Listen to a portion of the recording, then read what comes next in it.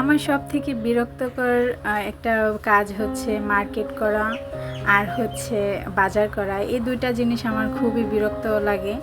আসলে প্রতিটা মেয়েই কিন্তু মার্কেট করতে অনেক বেশি পছন্দ করে, তবে আমারও পছন্দ সেটা অনলাইনে বেশি। আমি ভালো লাগে আমার আর কি, খুঁজে খুঁজে এক একটা বের করে তারপর অর্ডার দেওয়া, ওই জিনিসটা আমার বেশ ভালো লাগে। তবে মার্কেটে গিয়ে ঘোরাঘুরি করে আমার এক একটা আনতে অনেক বেশি বিরক্ত লাগে। আর এদিকে দেখো আমি একটু হাতে নেল পালিশ দিয়েছিলাম, এটা কিন্তু ওয়ান টাইম পানিতে ভিজলে একদম উঠে যাবে। তো আমি মাঝে মধ্যে একটু শখ হয় না মানুষের, তো আমার একটু হয়েছিল, তো তার জন্য দিলাম আর তোমাদের সাথে শেয়ার করলাম। আসসালামু আলাইকুম এভরিওয়ান, সবাই কেমন আছো? আলহামদুলিল্লাহ আমি ভালো আছি। আমি সাথী বলছি শরীয়তপুর থেকে। আশা করছি যে যেখান থেকে আমার ভিডিওটা দেখছো আই হোপ সবাই অনেক বেশি ভালো আছো, সুস্থ আছো।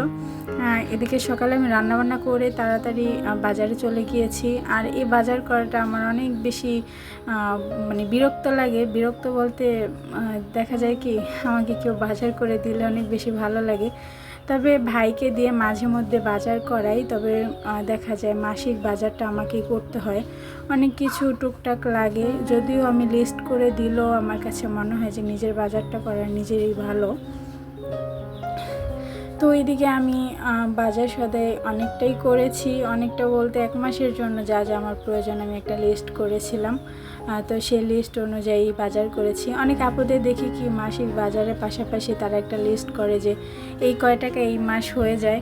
আসলে আমার পক্ষে সেটা কখনোই সম্ভব না।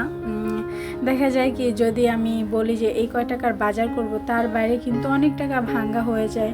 যেমন ঘর ভাড়া দিতে হয়, তারপর বাবুর পিছনে খরচ আছে, ওটা কিন্তু এক্সট্রা খরচ। তারপর অনেক কিছু কেনাকাটা থাকে যেটা বাজারের বাইরে থাকে। আসলে সেরকমভাবে হয়ে ওঠে না, যেটা আমি এক এক ভিডিওতে দেখি যে তারা এই অ্যামাউন্ট মানে মাসে সেই অ্যামাউন্ট দিয়ে তারা পুরো সংসারটা চালিয়ে যায়। জানি না তারা কিভাবে চালায়, আমার পক্ষে সেটা সম্ভব হয়ে ওঠে না। এদিকে আমি ফল এনেছি, আর এই যে ড্রাগন ফলগুলো দেখতে পাচ্ছ, এগুলো একদম ডাইরেক্ট যে বাগান থেকে ছিঁড়ে এনে তারপর আর কি বিক্রি করা হচ্ছিল 100 টাকা কেজি। তো এই ড্রাগন ফলটা আমার ছেলে অনেক পছন্দ করে, তার জন্য একটু বেশি নিয়ে আসি। তবে ওই যে অনেকগুলো আনার কারণে একটু ঘষা লেগে অনেকটা নষ্ট হয়ে গিয়েছে, তো ওইগুলো আমি আলাদা করে ফেলছিলাম যাতে একটার সাথে আরেকটা না লেগে ভালো জিনিসটা নষ্ট না হয়ে যায়। তো এই তো আমি বাজার সদাই করলাম। আসলে অনেকেই বলে প্রবাসী বউদের কষ্টটা আসলে সবার বোঝার ক্ষমতা নেই। আর তাদের দেখা যায় যে এই জিনিসটা সব থেকে বেশি খারাপ লাগে। নিত্য নতুন একটা জিনিস কিন্তু খাওয়া যায় না। আর যারা দেশে থাকে তারা দেখা যায় যে সপ্তাহের মাথায় বাজারে যায় বা এক এক জায়গায় যায়, তখন একটা জিনিস চোখে পড়লে তারা নিয়ে আসে। আর আমাদের হয় কি, মাস শেষে মানে প্রথম দিয়ে একটা বাজার করা হয়, মাস শেষ দিয়ে দেখা যায় অনেক কিছু থাকে না। তারপর বেতন পেলে তারপরে বাজার করতে হয়। এই জিনিসটা খুবই মানে এই বিষয়। তবে যাই হোক, কিছু তো করার নেই, এটাই মেনে নিতে হবে, প্রবাসী বউ বলে কথা। আর এই যে প্রবাসী বউদের কিন্তু কষ্টটা সবাই বোঝে না। সবাই মনে করে যে খায় লয় ভালো, চলতেছে ফিরতেছে। আসলে তাদের অনেক রকমের সমস্যা হয়, যেমন একটা ভালো কাজ করতে গেলেও তাদের 2-3 বার ভেবে কাজ করতে হয়। যেমন এই যে আমি আজকে বাজার করতে গিয়েছি, এখানে আসলে আমার নিজের কাছে অনেক সময় কীরকম একটা খারাপ লাগে যে বাজার করার এই জিনিসটা তো পুরুষ মানুষের কাজ, আমরা মহিলারা কেন করি, কিন্তু পরিস্থিতির শিকার করতেই হয়, না করলে খাবো কি। তবে আমার বাবাকে দিয়ে আমি বাজার করাতে পারি, সেটা সমস্যা হয় না। আমার ভাই আছে, কিন্তু সব বাজার কিন্তু তাদের দিয়ে করানো সম্ভব হয়ে ওঠে না। কিছু কিছু জিনিস আছে নিজের জিনিস নিজেরই করতে হয়, সব কিছু অন্যকে দিয়ে করানো যায় না। টুকটাক যেমন মাছ বা অনেক কিছু আছে ওইগুলো আর কি টুকটাক বাজার করানো যায়। তবে আমি ফুল যে মাসিক বাজারটা ওইটা আমি নিজেই করার চেষ্টা করি, আর ভালো না লাগলেও করতে হবে। আর এদিকে দেখো আমি পোলা চাল এনেছি, আর এই পোলা চালটা আমার লাগে বাবুকে খাওয়ানোর জন্য, আর ওইটাই আমি ঢেলে নিতেছি। আর আমাদের এদিকে না ভ্যানে করে 100 টাকা করে পোলা চাল নিয়ে আসে, তবে সেই পোলা চালটাই বাজারে 135 টাকা বিক্রি করে। আমার খুব অবাক লাগে যে ব্যবসায়ীরা এত টাকা ব্যবসা করে, 5-10 টাকা করে সেটা আলাদা বিষয়, কিন্তু 30 থেকে 40 টাকা ব্যবসা করে, এই জিনিসটা খুবই অবাক লাগে। আসলে এই যে সিন্ডিকেট করে ব্যবসায়ীরাই কিন্তু, আর নাম পড়ে যায় সরকারের কাঁধে। যাই হোক, কিছু করার নাই। আর এদিকে আমি দেখো এই যে খিচুড়ি মশলা এনেছি। মাঝে মধ্যে দেখা যায় টুকটাক একটু খিচুড়ি খাওয়া পড়ে, আর তখন কিন্তু এই মশলাটা দিলে বেশ ভালো লাগে। আর এদিকে আমি টেস্টি সল্ট এনেছি। খিচুড়ির মধ্যে টেস্টি সল্ট বা অনেক কিছুতেই টেস্টি সল্টটা দিলে স্বাদ বাড়ে। এটা খাওয়া যদিও ঠিক না, কিন্তু আমরা কয়জনে মানি। আর এই যে বাবুর জন্য এনেছি, এটা হচ্ছে তাল মিষ্টি।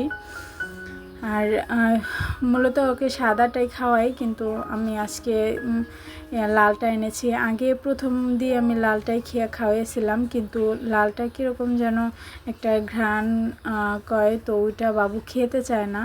তবে তখন তো বুঝতে পারিনি, আজকে এনে রান্না করে দেখি যে বাবু খেতে চায় না, এটা কেন জানি না। ওর কাছে কি মজা লাগে না নাকি বলতে পারি না, একটু পানসেটে আমার কাছে মনে হলো আমি যখন টেস্ট করে দেখেছিলাম। আর এদিকেই তো আমার ছেলেকে দিয়েছি যে তুমি একটু খাও, তো ও উপর হয়ে দেখতেছিল যে মা কী দিয়েছে। ও কিন্তু ড্রাগন ফল অনেক বেশি পছন্দ করে, তবে সব সময় খাবে না, যখন ওর মন চাইবে তখন খাবে।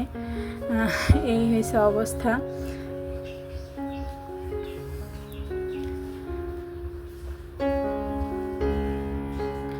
তো এই তো মা ছেলে দুইজনে বসে একটু খাওয়া দাওয়া করলাম। আর আজকে আপনাদের সাথে আমি কাজে কোনো রান্নাবান্না শেয়ার করলাম না।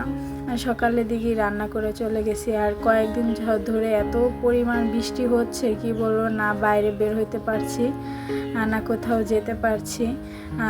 বাবু অনেক বেশি বিরক্ত হয়ে গেছে আসলে ঘরের মধ্যে থাকতে থাকতে। ছোটো পোলাপান ওরা সবসময় চায় একটু বাইরে ঘোরাফেরা করতে, সেটা সম্ভবই হয়ে ওঠে না। ওই যে দেখতে পাচ্ছেন একটু খেয়েছে, তারপর আর কিন্তু খায়নি, আর খাবেও না সে। এই হয়েছে অবস্থা।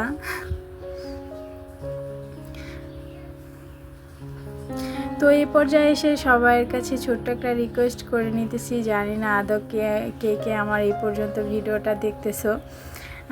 যারা দেখতেছো তাদেরকে সবাইকে অসংখ্য ধন্যবাদ। আর যারা ভুলে গিয়েছো একটা লাইক দিতে, প্লিজ একটা লাইক দিয়ে ভিডিওটা কন্টিনিউ করবে।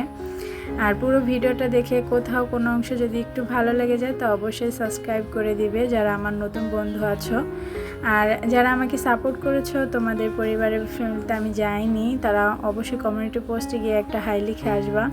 আমি অবশ্যই ভিজিট করব তোমাদের চ্যানেলটি।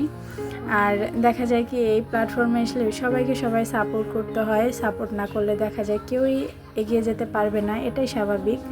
আজকে এই পর্যন্তই। সবাই ভালো থাকবা, সুস্থ থাকবা। আল্লাহ হাফেজ। আসসালামু আলাইকুম।